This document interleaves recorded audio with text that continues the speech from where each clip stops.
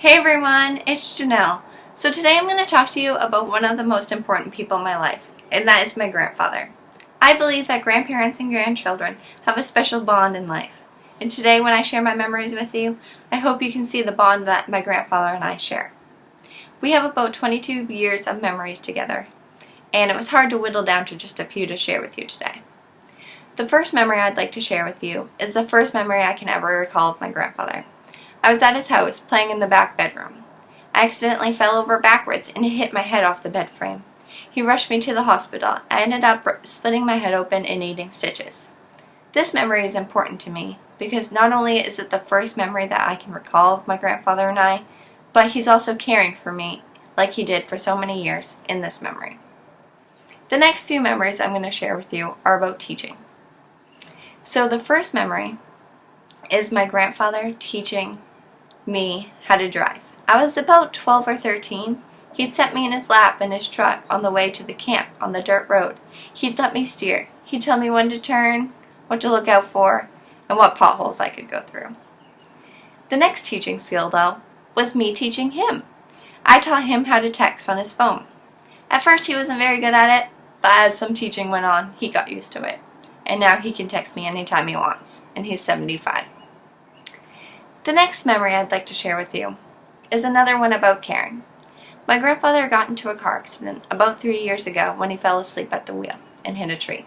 He ended up breaking his leg. Not only did he have surgery, but he had to be homebound for about 3 months with physical therapy. This is when my mother and I had to move in with him. Regardless, it's only 10 minutes from our house, but it still kept us away from home and was pretty hard on us. But we got to spend 3 months with my grandfather. What more could you want? It was very life-changing, and it showed me how I could care for my grandfather as he did for me for so many years. So that was very important to me. The last memory I want to share with you is the most recent memory I have with my grandfather. I was at his house, and he was saying, "Oh, I need a haircut. Oh, I'm so shaggy." Finally, I said, "Do you want me to cut your hair?" He has a gadget for this. You attach it to the vacuum and it sucks up the hair and cuts it and sucks it right into the vacuum so there's no mess. So I thought it was going to be easy. As we got it out, I learned it wasn't so easy. And even though I think I did a horrible job, he said it was great.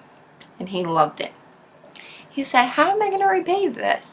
And I said, "Do you have any old flannels laying around that don't fit you anymore?" So he went out to the bedroom, came back with 3 flannels, this being one of them. And I like to wear it every now and again, and it reminds me of him, especially when I'm away.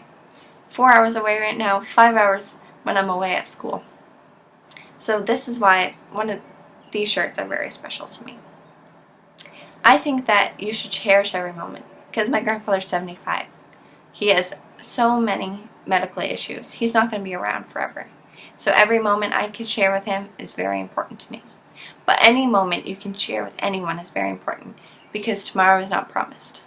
So as I leave here today, I don't want you to, you don't have to remember anything about my important person, but all I want you to remember is to make sure that not only you're one important person, but all the important people in your life know that you love and care about them. I hope you have a great day. Thanks for listening.